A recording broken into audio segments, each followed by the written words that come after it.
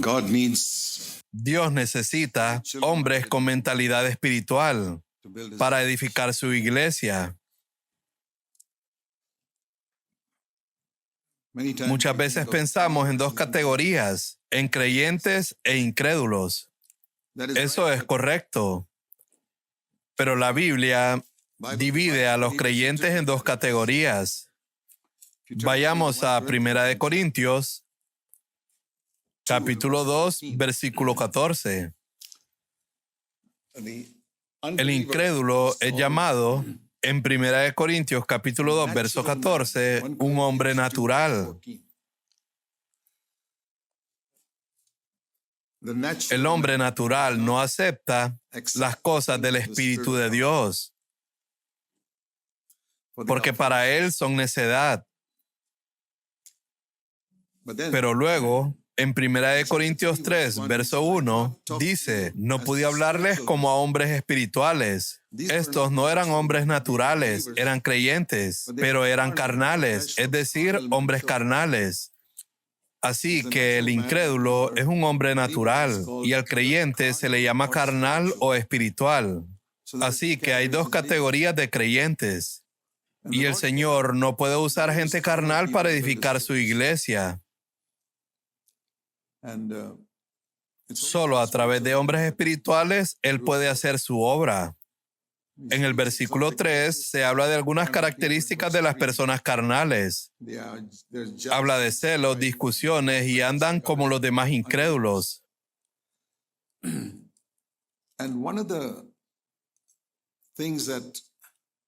Y una de las cosas que hacen carnal a una persona es que no distingue entre alma y espíritu.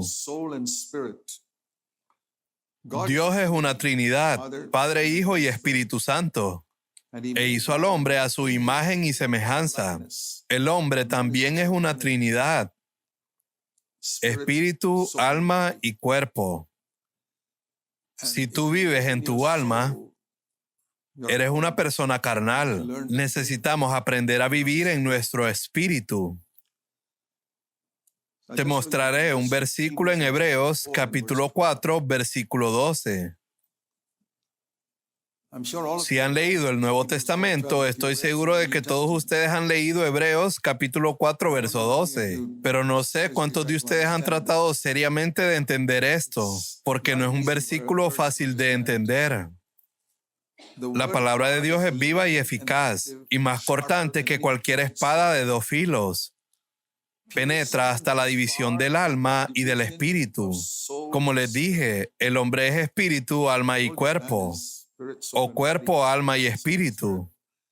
Y entre el alma y el espíritu viene la palabra de Dios y divide, juzgando los pensamientos y las intenciones del corazón. Todo esto no podía entenderse en el Antiguo Testamento. La gente del Antiguo Testamento no tenía ni idea sobre el alma y el espíritu. Nadie sabía.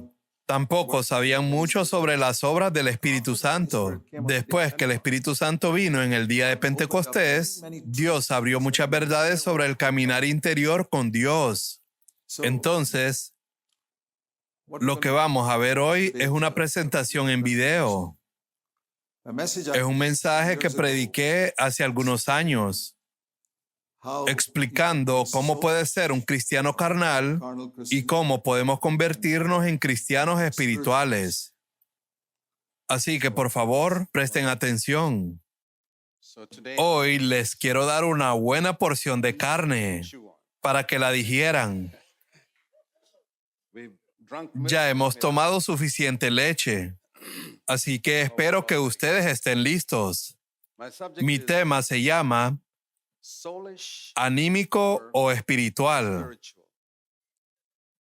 Esta es una palabra que tal vez muchos cristianos no han escuchado. Anímico. Nosotros hemos escuchado carnal o espiritual y pensamos que solo existen esas dos alternativas. No, porque existen tres. Y si no entendemos que hay tres, nunca vamos a entender lo que es ser verdaderamente espiritual. Y esta podría ser la razón ¿por qué nos sentimos emocionados con el Señor el domingo por la mañana, pero deprimidos el lunes y el martes? Eso es porque no entendemos consistentemente qué es ser espiritual o vivir en el Espíritu. Entonces, quiero ir a un verso en Primera de Tesalonicenses, capítulo 5, verso 23. Ahí lo tenemos en la pantalla. Nos dice que nosotros tenemos tres partes en el hombre. El hombre es espíritu, alma y cuerpo. Primera de Tesalonicenses 5, verso 23. Dios es Trinidad, tres personas, un Dios.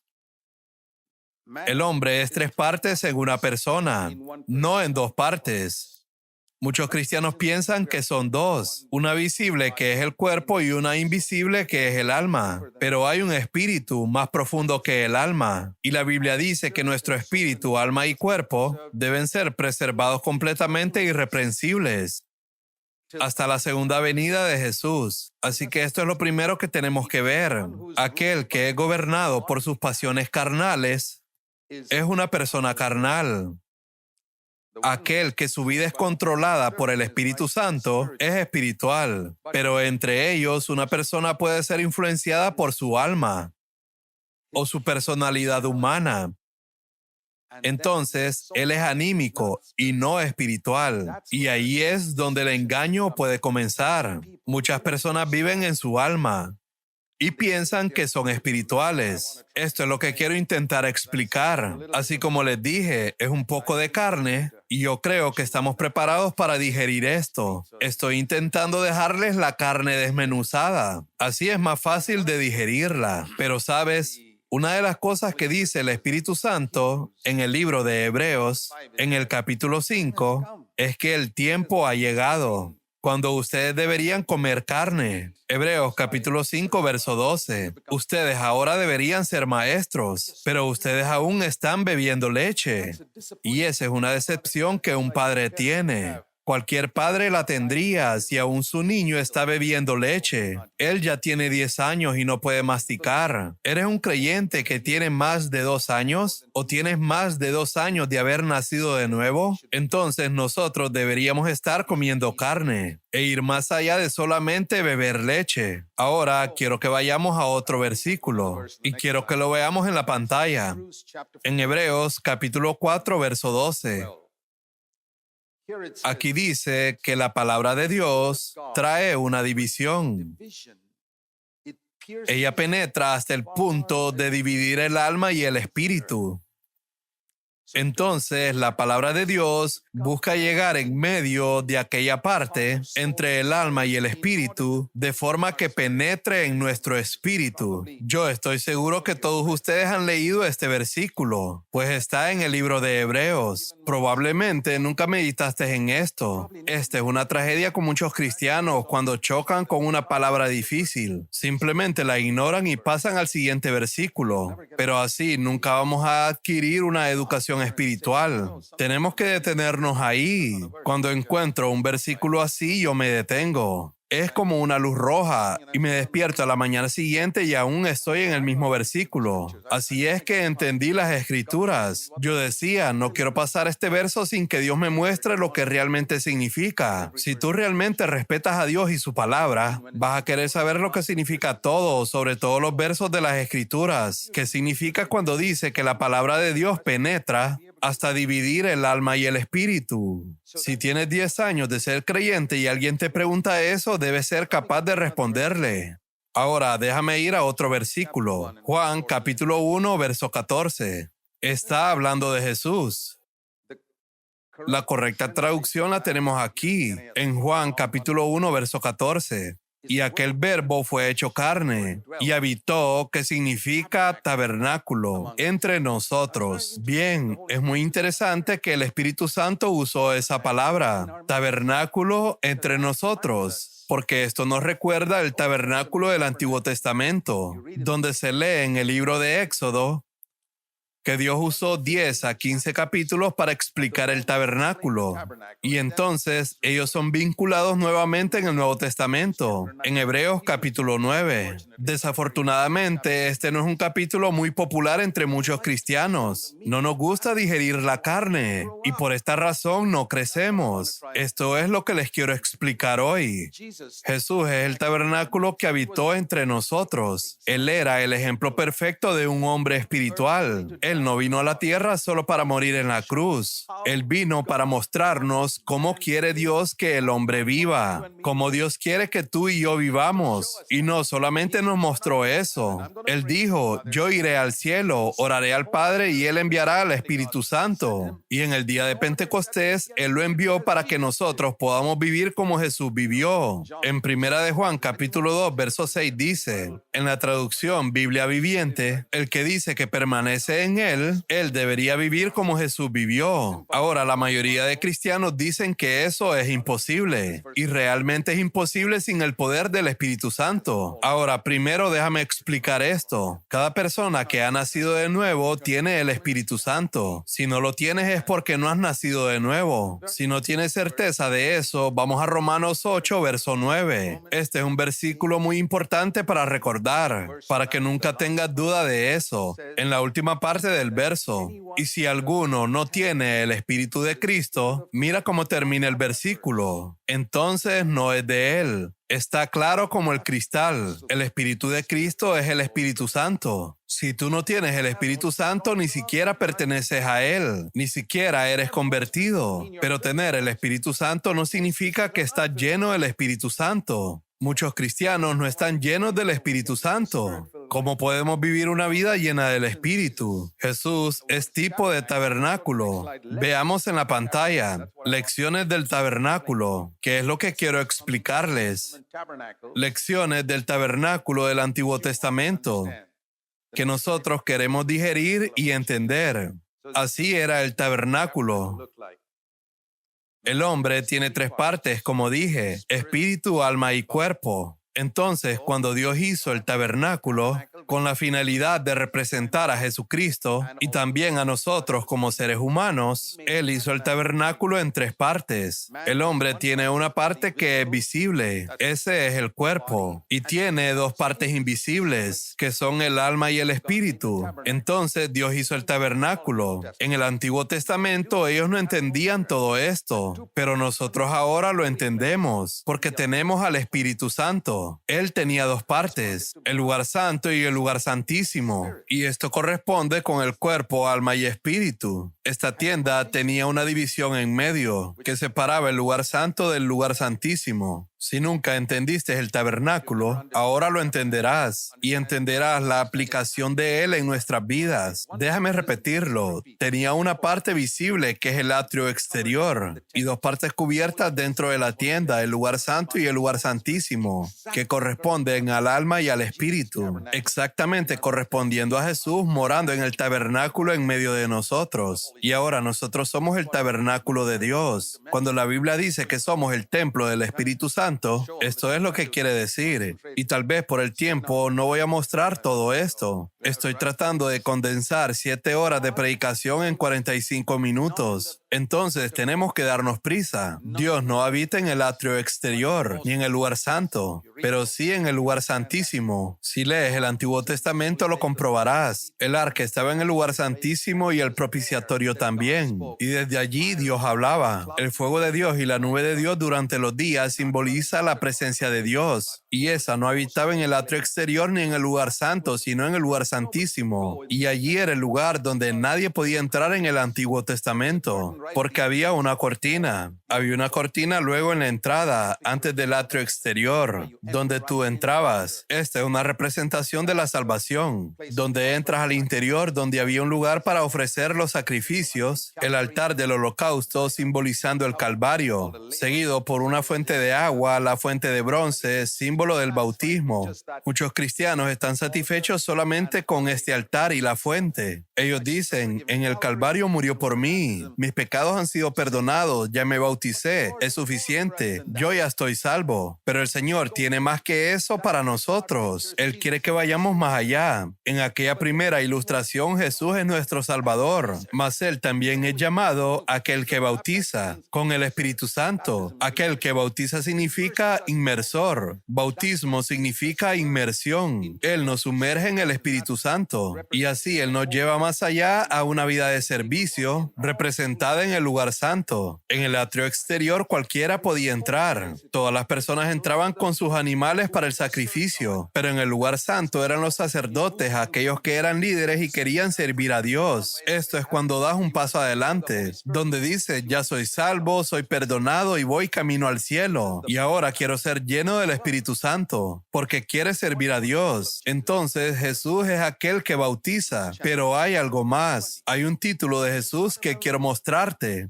En Hebreos capítulo 6, versículo 20. Jesús no es muy conocido por este título. Muy pocos conocen que existe este título de Jesús. Hebreos capítulo 6, versículo 20. Aquí dice, si estás conmigo en este versículo, Jesús entró por nosotros como precursor.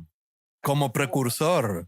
Si miras en el verso anterior, en el 19, Él es el precursor, penetra hasta dentro del velo. Hebreos capítulo 6, verso 19. ¿Y dónde Él entró como precursor? Hasta dentro del velo.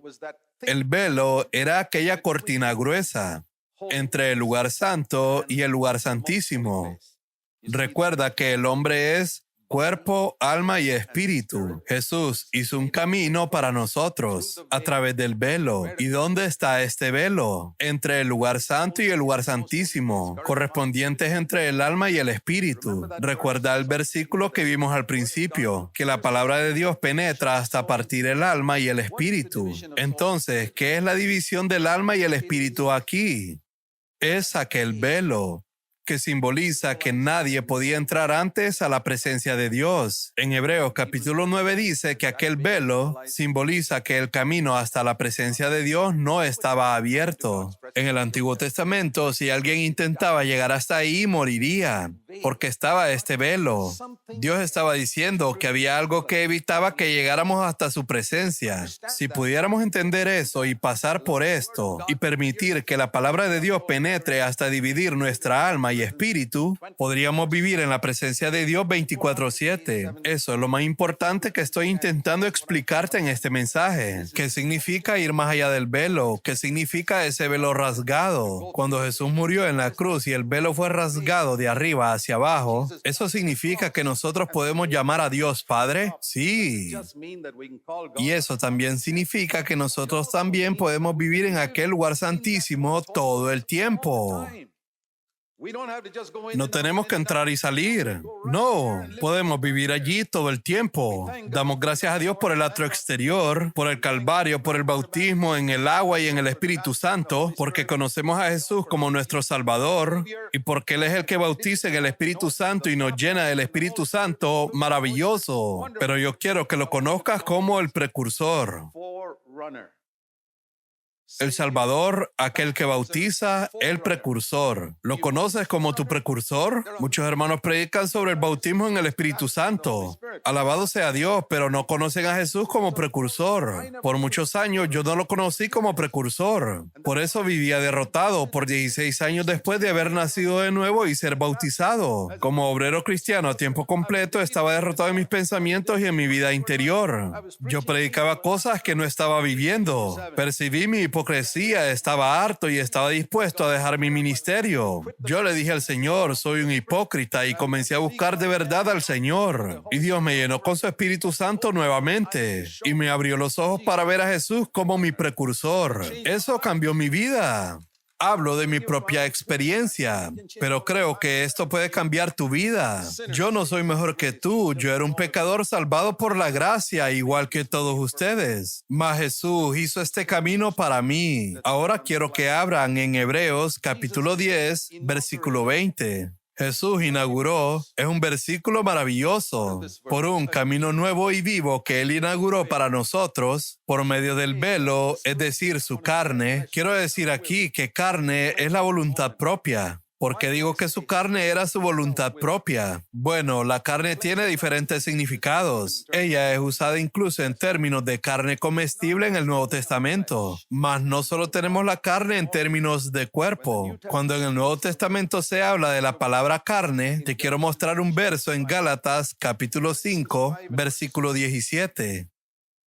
Dice aquí que la carne desea lo que es contra el Espíritu y el Espíritu Santo desea lo contrario de la carne. ¿Qué es lo que significa esto? ¿Esto significa que el Espíritu Santo es contra mi cuerpo? Ciertamente no, este es el templo del Espíritu Santo. ¿Cómo Él podría estar en contra de mi cuerpo? ¿Y mi cuerpo está contra el Espíritu Santo? No, es mi voluntad propia. Es aquello con lo cual toda criatura ya nace, la voluntad propia, una voluntad propia obstinada. Y este es el velo que impide que el hombre entre en la presencia de Dios, porque es la voluntad propia. Ahora la pregunta es, ¿Jesús vino con una voluntad propia? Nosotros tenemos una mente que es parte del alma. Tenemos emociones. Eso también es parte de nuestra alma. Esto es lo que define la personalidad. Algunas personas son introvertidas, muy tímidas y reservadas. Otras personas son extrovertidas. El tipo de personas que dan una palmada en la espalda y dicen hola. Las emociones y las personalidades son diferentes. Pero cuando hablamos de voluntad, tanto para la persona introvertida como la extrovertida, todos nosotros tenemos una voluntad propia obstinada. Cada uno de nosotros desde que nacemos. Y hasta que esa voluntad propia sea quebrada y le permitamos al Espíritu Santo quebrarla, nosotros no iremos a través del velo para vivir en el Espíritu. ¿Eso significa que nosotros ignoramos la mente y las emociones? No, de ninguna manera. No podemos ignorar nuestro cuerpo y tenemos que usar nuestra mente y emociones. Pero si te detienes ahí, nunca irás a la vida en el Espíritu. Nunca serás capaz de adorar a Dios en espíritu. Y la voluntad propia es el velo. Ahora, ¿Jesús tenía eso? Vayamos al Getsemaní. ¿Él tenía una voluntad? ¿Era contraria a la voluntad del Padre? Esa es la pregunta. ¿El Padre quería que él bebiese el cáliz? Sí. ¿Él quería beber la copa? No. Él es honesto. No hay nada malo de ser honesto con Dios. No es pecado. Señor, ¿esta copa no puede pasar sin que yo la beba? Eso no es pecado, mas si es tu voluntad, lo haré. Eso fue lo que dijo Jesús en Getsemaní. Veamos esto claramente. Él tenía una voluntad que era diferente a la voluntad del Padre. Él no estaba pecando. Si él no tuviese voluntad propia, él no sería humano. Él no sería como nosotros. Él nunca podría ser tentado como nosotros. No sería un ejemplo para nosotros. Él no podría decirnos, sígueme. Yo le diría, no te puedo seguir. No tuviste una voluntad para negar. Déjame mostrarte Juan 6, verso 38. Yo lo llamo la autobiografía de Jesucristo en una oración. Juan capítulo 6, verso 38. Porque Jesús descendió del cielo. Veamos eso de sus propias palabras. Nosotros tenemos muchas explicaciones de por qué Él vino. Él vino a morir en la cruz, Él vino a perdonar nuestros pecados. Todo eso es verdad. Pero aquí Él mismo dice, porque yo he descendido del cielo por un propósito, no para hacer mi voluntad, sino la voluntad del que me envió. Bien, si la voluntad de Él fue la misma voluntad del que le envió, ¿por qué precisaba negarse? Es decir, si la voluntad de mi hijo pequeño es la misma que la mía, él no necesita negar su voluntad propia. Él precisa negar su voluntad cuando es contraria a la voluntad de su padre.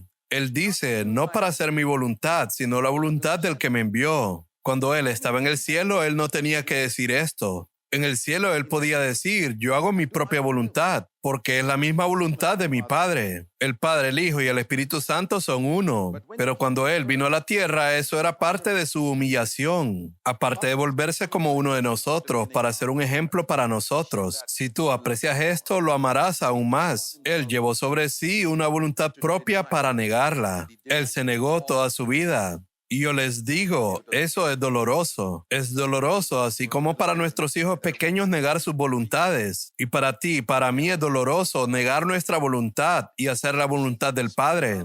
Este es el secreto de la espiritualidad. No hay nada malo con nuestra mente o nuestra emoción.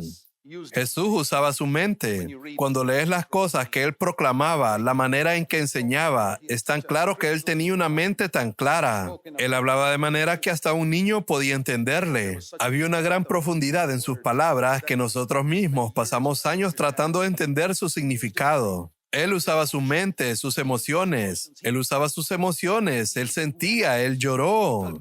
Él sentía compasión por los pobres. Él se emocionó cuando los niños alababan al Señor. Nosotros precisamos usar nuestra mente y emociones y estudiar las Escrituras. Yo he pasado estudiando 50 años las Escrituras y yo usé mi mente todo el tiempo. Pero ¿sabías que tú puedes conocer la Biblia y nunca ser espiritual? El gran ejemplo de eso es el diablo. Entre todos los seres creados, nadie conoce mejor la Biblia que el diablo. No puedes ganarle a él en conocimiento bíblico. Él ganaría cualquier competición bíblica. Él conoce todos los versículos, incluso le citó versículos a Jesús. ¿Puedes imaginar eso? Tomar el versículo correcto del Antiguo Testamento para tentar a Jesús. Él conoce la Biblia muy bien. Entonces, ninguno de nosotros piense que somos espirituales solo porque conocemos la Biblia. Nunca sientas orgullo solo porque conoces la Biblia más que otros. Eso es locura.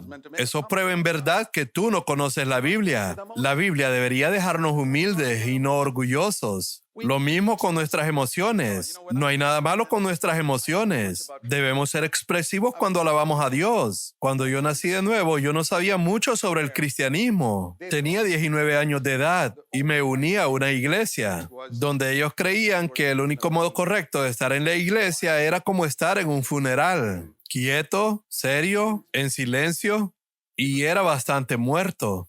Y entonces leía las Escrituras en Apocalipsis capítulo 19. Es un verso maravilloso. Apocalipsis capítulo 19, versículo 6. Apocalipsis capítulo 19, verso 6. En el cielo, ellos alaban a Dios como el estruendo de muchas aguas y como la voz de grandes truenos.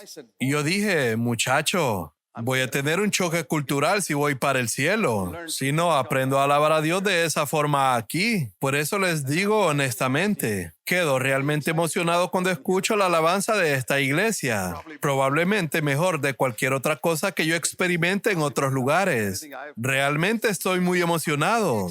Yo creo en expresar mis emociones. Creo en aplaudir, creo en levantar mi voz y creo que hasta podría danzar.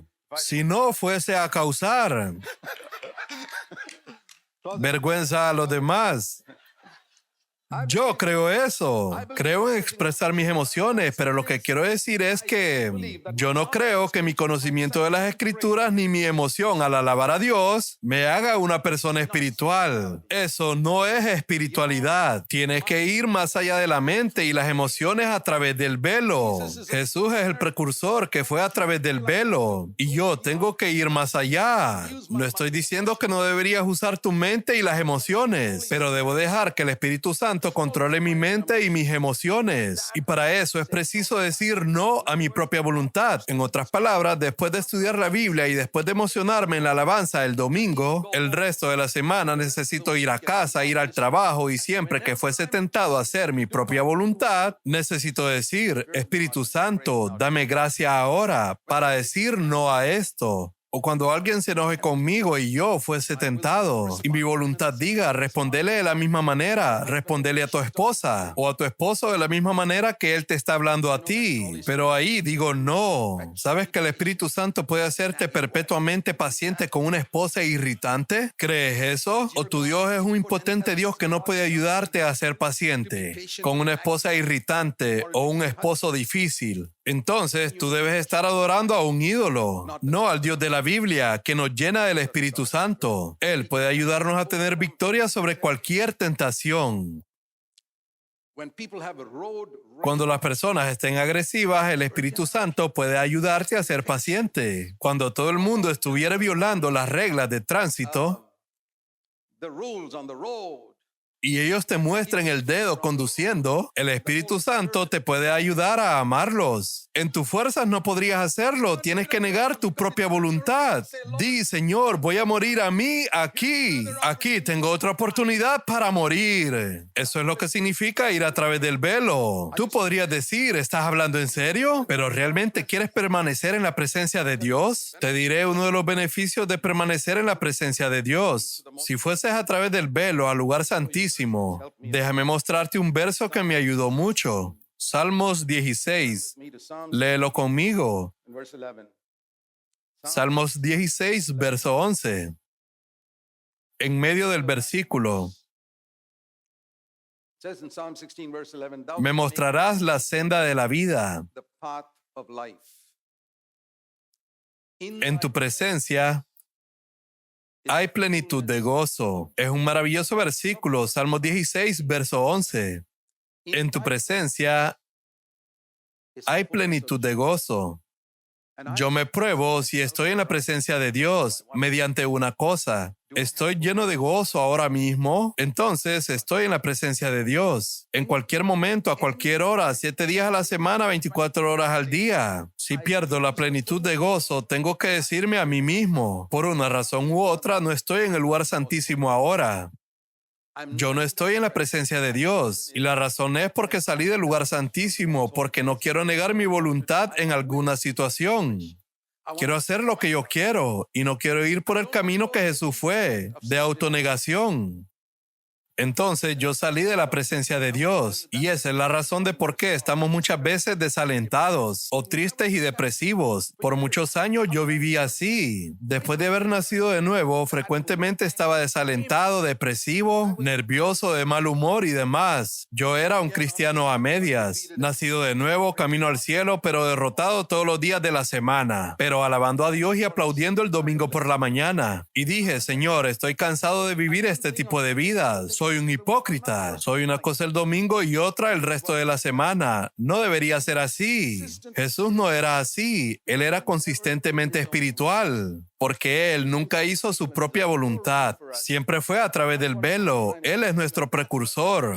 Eso es lo que intento explicarles y es ahí donde adoramos a Dios. Vamos a otro versículo maravilloso. Juan capítulo 4, verso 23. Cuando Jesús habla con la mujer samaritana, Él dice, la hora viene y ahora es. En el verso 23, Dios es espíritu y los que le adoran en espíritu y en verdad es necesario que le adoren. Este adorar en espíritu es adorar en el lugar santísimo, recuérdalo. Ellos no podían hacer eso en el Antiguo Testamento. Solo podían hacerlo con el cuerpo, aplaudir, levantar la voz, cantar, levantar las manos. Gloria a Dios por eso. Podían adorar con sus almas, sus mentes, sus emociones y estar emocionados, pero no podían adorar en el espíritu. Ellos dirían, ¿qué es eso? Volvamos otra vez al verso. Juan capítulo 4, verso 23. Jesús dice, mas la hora viene. Aquí se está refiriendo al día de Pentecostés. El día de Pentecostés. La hora está viniendo. Y ahora es cuando los verdaderos adoradores adorarán al Padre en espíritu y en verdad. Este es el privilegio que nosotros tenemos desde el día de Pentecostés. Ahora podemos entrar al lugar santísimo y adorar continuamente, adorar al Padre. La hora viene. No es aún. Aún el velo no había sido rasgado. Aún no puedes entrar allí, pero está viniendo. Y cuando el velo fue rasgado y el Espíritu Santo fue derramado, las personas podían adorar al Padre en espíritu. Gloria a Dios que nosotros podemos usar nuestra mente cuando adoramos, porque podemos usar nuestras emociones. Mas quiero alentarles a ustedes a vivir esa vida, de negarse a sí mismos. ¿Qué significa cuando oramos, Padre nuestro que estás en el cielo? Como escuchamos en la canción hace poco. Sea hecha tu voluntad en la tierra, en mi vida, como se hace en el cielo. ¿Cómo los ángeles realizan la voluntad del Padre en el cielo? ¿Sabías que ellos nunca hacen su voluntad propia? Ellos esperan en el Padre y dicen, ¿qué quieres que haga, Señor? Es así que Jesús vivió. Cuando el diablo le tentó a convertir las piedras en pan, él tenía poder para hacerlo y saciar su hambre. ¿Sabes qué le dijo? Yo no lo oí de mi Padre aún. Entonces yo no voy a hacer eso. No solo de pan vivirá el hombre, sino de toda palabra que sale de la boca de Dios. ¿Qué le quiso decir? Yo aún no escuché a mi padre decir que transforme las piedras en pan. Aunque yo tenga el poder, no voy a usarlo. ¿Qué es su misión? Eso es espiritualidad verdadera, donde yo escucho y no hago mi propia voluntad. Asimismo, para cosas buenas. Por ejemplo, Marta en la cocina estaba realizando un montón de cosas buenas, pero Jesús no la mandó a hacer aquello. Y cuando ella vino reclamándole de María, Jesús le dijo, te estás preocupando con muchas cosas y yo no quiero eso. Aprende de María. ¿Sabes lo que está haciendo? Ella me está escuchándome a mí para luego hacer lo que yo le diga. Hay una buena paráfrasis en 1 Corintios capítulo 4, verso 2, en la traducción Biblia Viviente, que dice que la cosa más importante de un siervo es que él hace solamente aquello que su Señor le dice que haga. Eso es lo que significa ser fiel. Eso es lo que significa vivir dentro del velo. Entonces, adoración no es solamente estar emocionado, emotivo, es todo parte de eso, pero va más allá de eso, postrándose. En todo el Antiguo Testamento, muchas veces y también en el Nuevo Testamento, te quiero animar a estudiar la concordancia bíblica sobre adoración. Toma la concordancia y mira en todos los versículos y descubrí que adoración significa postrarse delante de Dios, reconociendo su señorío. Puedes hacer eso con un ídolo. Las personas hacían eso con ídolos. Con el dinero hacen lo mismo hoy en día. Ellas se postran ante el dinero y dicen, tú eres mi Dios, yo haré todo lo que tú me digas. Este es el ídolo de ellos. Mas adorar a Cristo y al Padre es postrarse y decir, Señor, tú eres todo para mí. Uno de los versos más claros que creo sobre eso está en Salmo 73, verso 25. ¿A quién tengo yo en los cielos sino a ti? Y fuera de ti nada deseo en la tierra. Esto es lo que descubrí. Esta es la verdadera adoración. Salmo 73, verso 25. ¿A quién tengo yo en los cielos sino a ti? Cuando vaya al cielo, no estaré preocupado por las mansiones, las calles de oro u otras cosas. Eres tú, Señor, como si ya estuviera en el cielo. No estoy preocupado por si mis lágrimas serán enjugadas. Quiero estar con Jesús. Y fuera de ti nada deseo en la tierra. Nada, solo tú. Hay muchas cosas que yo preciso, Señor. Solo te deseo a ti. Y cuando yo deseo solamente a Dios, Él cuida de todas las otras necesidades. Te lo aseguro y descubrirás eso en tu vida. Busca ser un adorador donde le dices a Dios, yo no deseo nada en la tierra, solo a ti, solo a ti. Entonces descubrirás que Dios te dará las demás cosas que necesitas. Te dará la casa, la esposa, el esposo, el trabajo, todo lo que necesitas, cuando primero buscas su reino. Quiero ir a otra ilustración que Jesús usó, la lección de las dos casas. ¿Recuerdan las dos casas que Jesús habló al final del Sermón del Monte? Vamos primeramente a Mateo capítulo 7, verso 24.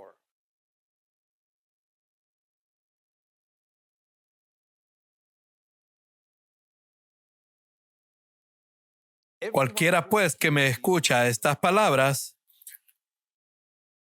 esto es una persona que lee la Biblia, va a la iglesia, donde va y escucha la palabra de Dios y las hace. Esta es la parte más importante. Es decir, él no solamente las entiende, no solo queda emocionado con ellas, él entiende, él queda afectado y entonces ¿qué hace? Él ejercita su voluntad y dice, Señor, yo no voy a hacer mi voluntad, pero voy a hacer lo que tú dices. Jesús enseña esto al final del Sermón del Monte, donde Él da leyes como amarás a tus enemigos. Y yo puedo entender eso. Tal vez no me emocione eso, pero yo digo, el Señor dice que tengo que hacer eso. Y el día que digo, Señor, yo no siento la voluntad de amar a mi enemigo, pero voy a amarle por la gracia de Dios. Construyes tu casa sobre la roca, pero si lees eso y piensas, ¿quién va a hacer eso? Bien, ahí está el verso 26. Pero cualquiera que me escucha estas palabras y no las hace, edificó su casa sobre la arena. Entonces, el hombre que construye en la arena es un hombre que lee la Biblia. Regularmente va a la iglesia, pues oye la palabra de Dios. Es un hombre que le entiende, que se emociona con ella. Lo único es que no la practica. Ahora vamos a Mateo capítulo 7, versículo 21. Veamos lo que dice este versículo. Este versículo es importante. No todo el que me dice, Señor, Señor, entrará en el reino de los cielos. Mateo 7, verso 21. Sino el que hace. ¿Quién? El que hace la voluntad. Mira este versículo con atención. ¿Qué dice este hombre? Señor, significa que su mente está bien. Cuando dice Señor, Señor, significa que está emocionado. Sus emociones están bien. Pero si no ejercita su voluntad, nunca entrará en el reino de los cielos. ¿Puedes creerlo? Ahora vamos a Lucas 6, verso 48. Donde este hombre cavó y construyó. Yo pensaba que el hombre que construyó su casa sobre la arena y sobre la roca encontraron dos lugares diferentes para construir sus casas, pero no es así. Dice en Lucas 6, verso 48 que el hombre sabio cavó y ahondó. Significa que él cavó a través de la arena y colocó los cimientos en la roca. Entonces, ambos estaban construyendo uno al lado del otro. En la pantalla ves una imagen de la arena y la roca. ¿Sabes lo que es la arena? Tú puedes creer en Jesús, pero si vives en tu mente y emociones y no cedes tu voluntad, estás construyendo en la arena. Esa es la razón por la que somos sacudidos. Es ahí que una pequeña tribulación viene. Perdemos la fe, estamos deprimidos, nos quejamos, murmuramos, porque construimos en la arena. Solo entendemos la palabra y nos emocionamos con ella, pero no cedemos nuestra voluntad. Pasamos años estando emocionados, estudiando la Biblia, pero nunca estamos haciendo y haciendo lo que la Biblia nos dice que hagamos. Nunca cedemos nuestra voluntad. Somos como niños caprichosos que nunca obedecen a sus padres. El resultado final es que somos sacudidos. Ahora vemos en la siguiente imagen la casa que el hombre insensato construyó. Cuando vino la tempestad, su casa estaba construida en su mente y en sus emociones. En otras palabras, en su conocimiento de las Escrituras, en su emoción con las Escrituras, emocionado cuando alababa a Dios los domingos, pero él nunca cedió su voluntad. Nunca se negó a sí mismo cada día cuando era tentado. El resultado final es que cuando vino la tempestad, su casa cayó. ¿Ahora entiendes la historia? Vamos a la siguiente imagen. Aquí vemos al hombre que construyó sobre la roca. Construyó en la misma área, mas él empleó su lucha, su esfuerzo y su dinero para cavar hondo. Implica romper rocas e ir bien hondo y establecer el cimiento en la roca. Eso significa que él negó su voluntad. Te digo, es más fácil vivir en nuestra mente y emociones. Es más fácil solo cavar superficialmente en la arena y construir allí, porque romper las rocas exige esfuerzo y es costoso. Significa ser discípulo. No soy un evangelista. Ese no es mi llamado en el cuerpo de Cristo. Agradezco a Dios por miles de evangelistas que hacen un trabajo maravilloso, trayendo personas a Cristo, pero Dios me llamó a ser discípulos a aquellas personas que fueron convertidas por los evangelistas. Y hay un versículo en el discipulado que encuentro que Jesús dice que debemos calcular el costo antes de construir la casa.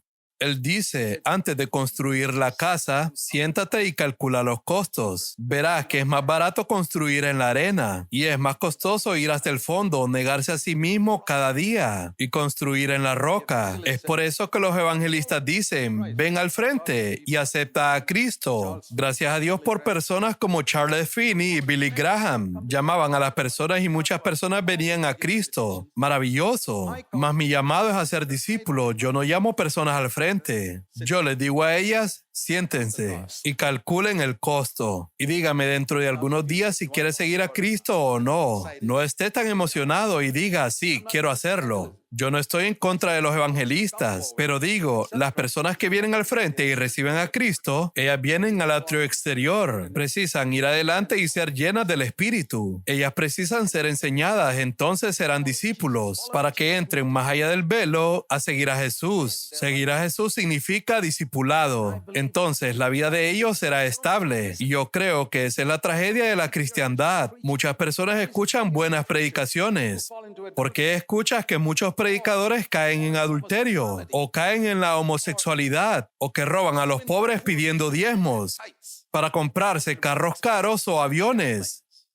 ¿Cómo es eso? ¿Esas personas realmente están siguiendo a Jesús? ¿Cómo pueden tantos cristianos ser engañados para dar el dinero a esas personas? Es porque esos mismos cristianos son anímicos. Ellos no son espirituales. Entonces, ellos no pueden discernir si tal predicador es espiritual o anímico. Él es anímico, pero tiene elocuencia, habilidades, convence a las personas, mueve a las personas, así como los políticos lo hacen. Pero él no es espiritual. Y él no te puede conducir a la espiritualidad, porque él mismo no sigue el camino de la negación propia. Y él consigue que las personas lo adoren a él, en lugar de llevarlas a adorar a Dios. Tú lees eso en el último capítulo de la Biblia.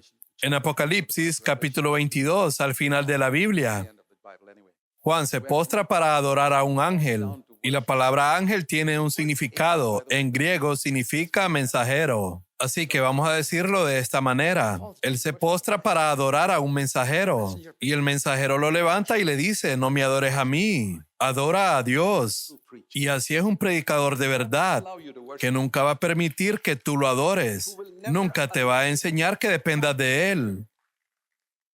Más te señalará a Cristo. Tú puedes cometer el error de admirarlo y adorarlo a Él, pero si es un hombre de Dios, te empujará hacia afuera. Yo tuve que hacer eso con muchas personas que querían estar pegadas a mí. Yo les dije, lo siento. Hasta tuve que decirles, no quiero verte. Debes aprender a estar arraigado en Jesús, porque si tú te aferras a mí, no serás estable. Serás como el hombre que edificó su casa sobre la arena. Ahora vamos a ver la última imagen, el camino de la cruz. Eso es a donde realmente quiero llegar. ¿Qué dice Jesús? ¿Cómo podemos seguirlo? Lucas capítulo 9, verso 23. Cualquier persona, hombre o mujer, creo que todos ustedes quieren seguir a Jesús. Dice Lucas 9, verso 23. Si alguno quiere seguirlo, oye lo que tienes que hacer. No es suficiente con entender, ni con estar emocionado.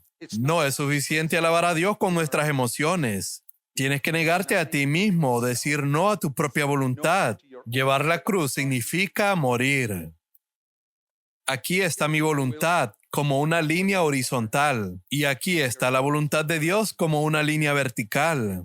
Donde ellas se cruzan es la cruz, en la cual tengo que morir a mi propia voluntad. Así yo hago la voluntad de Dios, como Jesús lo hizo en Getsemaní. Eso es lo que significa seguirle a Él. En toda su vida Él fue así, aun cuando era niño. Él tenía que obedecer a José y a María, que eran imperfectos. Él era perfecto y ellos imperfectos. ¿Alguna vez te tocó trabajar con un jefe que no sabía ni el 10% de lo que tú sabes? ¿O que era imperfecto o corrupto? ¿Es eso fácil? Imagina a Jesús cuando era un niño pequeño, perfecto en todos sus caminos, viendo a José y a María discutiendo y no perderles el respeto. ¿Creen que José y María discutían? ¿Discuten los matrimonios cristianos? ¿Y José y María? Sí, José y María discutían. Y Jesús veía eso y no los despreciaba. Eso es ser espiritual. ¿Por qué él haría eso? Él negaba su voluntad propia y hacía la voluntad del Padre. Cuando le escupieron, él dijo, Padre, perdónalos. Le llamaron Belzebú, mas él no los denunció por difamación. No. Él negó su voluntad todo el tiempo.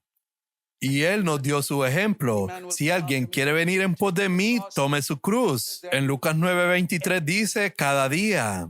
Nosotros recibimos a Cristo como nuestro Salvador una vez. Fuimos bautizados una vez. En la pantalla no está el verso completo. El texto completo dice, cada día. Debes negarte a ti mismo si quieres seguir a Jesús. Eso es espiritualidad real. Yo espero que hayas entendido un poquito ahora lo que significa ser anímico, viviendo en la mente y en las emociones, o cómo ser espiritual. También que la adoración va más allá de tu mente y emociones. Gracias a Dios por todo eso. Pero es una vida diaria de adoración, que no consiste solo en palabras. La mayor forma de adorar a Dios a veces es en silencio, viviendo en el lugar santísimo. Mi Dios, cuán maravilloso eres tú. Tu majestad es radiante. El Padre de Jesús ama el recompensar y que de hecho ella será postrarme ante tu trono de luz y contemplarte a ti. ¿Entiendes eso? ¿Te aburres de vivir en la presencia de Dios? ¿Por qué pasa eso? Porque nosotros estamos viviendo demasiado en el alma. En su presencia hay plenitud de gozo. Está escrito en ese verso que en su diestra hay delicias para siempre. Tú no querrás los placeres de la pornografía en internet cuando vivas en el lugar santísimo. Ese es camino de victoria. Cuando comes la comida en la mesa del Padre, no querrás la comida que los cerdos están comiendo, como el hijo pródigo. No necesitas que nadie te diga, deja la comida de los cerdos. Ven y come de la mesa del Padre. Niégate a ti mismo y vive en la presencia de Dios. Una cosa es ser lleno del Espíritu Santo al principio, pero quiero decirte una cosa que aprendí de ser lleno del Espíritu Santo. Cuando caminas el camino de la cruz de negarte a ti mismo cada día, al principio, cuando venimos al Señor, nuestra capacidad es como una copa. La Biblia habla sobre la copa de salvación. Yo digo, Señor, lléname, y Él llena la copa. Más a medida que yo camino el camino de la cruz, la copa se va expandiendo y se torna como un balde, y Él tiene que llenarme de nuevo. Y a medida camino este camino de la cruz, el balde se torna como una gran tinaja, y luego me llena de nuevo, y continúo yendo en este camino de la cruz, y la tina se torna como un estanque, y me llena de nuevo, y el estanque se torna en un río, y finalmente en muchos ríos. Entonces se cumple la escritura. Cuando Jesús dijo, si alguno tiene sed, venga a mí y beba, y de su interior, no de su alma. Juan 7, versos 37 y 38.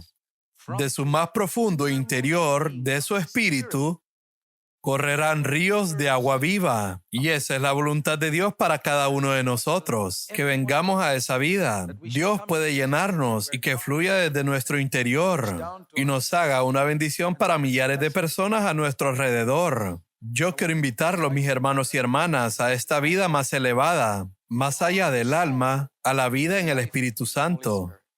Tal vez no entendiste todo lo que dije, pero quiero invitarte para que puedas entrar a nuestro sitio web. Puedes verlo en la pantalla. Si quieres saber más sobre el alma y el espíritu, te animo a leer este libro. Se llama Viviendo como Jesús vivió. La mayoría de las personas piensan que eso es imposible. Te invito a leer este libro en nuestro sitio web www.cfcindia.com. Encontrarás libros y mensajes gratis. Yo creo que hay una palabra del Espíritu Santo diciendo para aquellos que tienen oídos para oír, hijo mío, hija mía, ven para una vida más elevada de la que vives. No vivas en ese bajo nivel, no pases tu vida comiendo comida de cerdos. Ven y siéntate a mi mesa. Tú vas a calcular el costo y decir, sí, Señor, yo quiero. Esta es la vida que yo quiero vivir en los años restantes, antes de que Jesús regrese. No pierdas esta oportunidad. Este es el tiempo. Dios te está invitando. Inclinemos nuestros rostros delante de Él. Si hoy hubiera predicado este mensaje, no sería tan claro como en el video. Así que espero que no solo hayas entendido algo. Algunas personas vienen a una reunión y dicen, ahora tengo algo que puedo predicar a los demás. Si haces lo mismo, nunca entrarás en el lugar santísimo por estar buscando tu honor propio. Quiero predicar esto en alguna parte para obtener algún honor. Debes morir a eso. No desees predicar lo que escuchas. Busca vivirlo. Si la respuesta que llegó a tu corazón fue, oh, hay un nivel en el que puedo vivir del que nunca supe hasta hoy. Debo compartir este mensaje con los demás cuando regrese. Entonces, cuando regreses, sería mejor que pongas ese video a otras personas en tu casa. Eso estaría bien, pero no busques el honor. Esa es la manera en que mucha gente se pierde en la vida cristiana, porque buscan algún honor para ellos mismos y quieren compartir cosas para hacerse famosos o conseguir honor. Creo que hay una vida maravillosa que Jesús ha abierto para cada uno de nosotros. Pero como dije antes, Tienes que negar tu voluntad. Nuestra voluntad está siempre buscando nuestra propia gloria, honor, fama o algo para nosotros mismos. Los predicadores buscan ganar algo de dinero predicando nuevas verdades o cosas como esas. Eso es malo. Y no solamente es malo, es malvado. Si nuestro objetivo en la vida es solo leer las escrituras para poder predicar un sermón, estamos muy mal. Dios nos dio su palabra para que vivamos cerca de Él, en Él, una vida de victoria. Así que responde a lo que has escuchado hoy de la manera correcta. Y si no has entendido algo, medítalo. Este video está en YouTube. Puedes verlo cuando quieras. Solo tienes que ir a YouTube. En la columna de búsqueda, pon anímico o espiritual de Zach Punen y lo encontrarás. Y escúchalo las veces que quieras. Y di, Señor, quiero aprender a vivir en el Espíritu Santo todos los días de mi vida. Te diré lo que hizo por mí. Solía estar frecuentemente desanimado durante 16 años de mi vida cristiana y sabía que esa no era la voluntad de Dios, porque la Biblia dice en Filipenses 4, verso 4, regocíjense en el Señor siempre. ¿Sabes lo que significa siempre? 24 horas al día, 7 días a la semana. Siempre. ¿Eso es posible? En un mundo malvado, con tanta gente malvada a nuestro alrededor, con gente que nos engaña y se aprovecha de nosotros, y mucha gente tiene problemas en su hogar con parientes y familiares. ¿Es posible regocijarse en el Señor siempre? Regocijarse siempre no es posible, pero regocijarse siempre en el Señor sí es posible. No puedes regocijarte en tus circunstancias, porque a veces las circunstancias son miserables, pero sí puedes regocijarte en el Señor en medio de esas circunstancias, siempre. ¿Y sabes lo que dice ahí? Permíteme mostrártelo antes de terminar. No sé si has leído bien este versículo. En Filipenses capítulo 4. Este es Pablo y Pablo nunca escribió nada que no fuera cierto según su propia experiencia. Filipenses capítulo 4, verso 4. Léelo con atención. Regocíjense en el Señor siempre. E inmediatamente en tu mente piensas que no es posible que Pablo quiera decir eso. Pero Pablo dice, otra vez lo diré, regocíjense, porque él sabía lo que posiblemente podías pensar. Tan pronto como lees eso, vas a pensar que no es posible. Por eso Pablo dice, otra vez lo diré, regocíjense.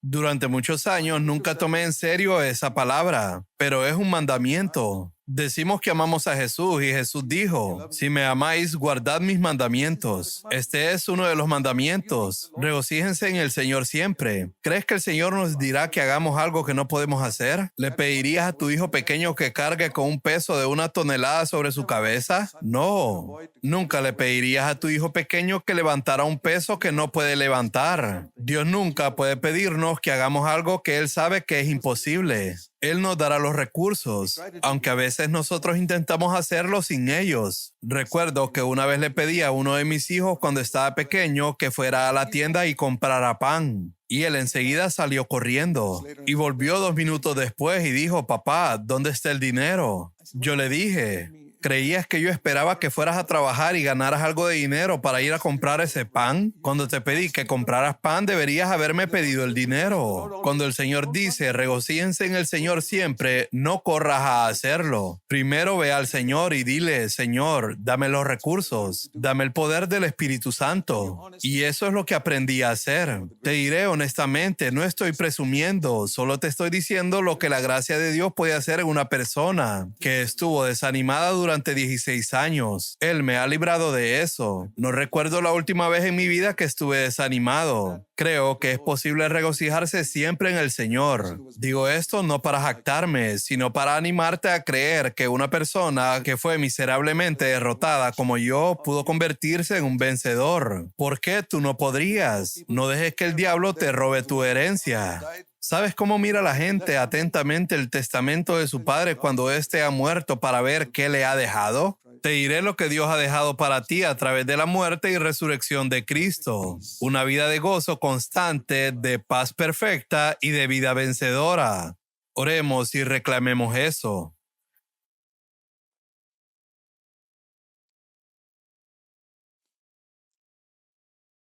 Dile a Dios en el silencio de tu corazón lo que quieres. Él es tu Padre. Él entiende todos tus fracasos. Él conoce tu personalidad, tus problemas, tus antecedentes, el tipo de esposa que tienes, tu entorno, las dificultades de tu trabajo. Él lo entiende todo. Y hoy te dice, hijo mío, I can make you live puedo hacer que vivas la vida de la que habló Jesús en la Biblia. in the Bible. Confía en mí. You No have has confiado en mí lo suficiente. Por eso no has podido vivir esta vida. the first step El primer paso es creer y confiar en que Dios puede hacerlo incluso en mí. Di, Señor, en los próximos días haz esto realidad en mi vida. Nunca me dejes olvidar lo que he oído hoy.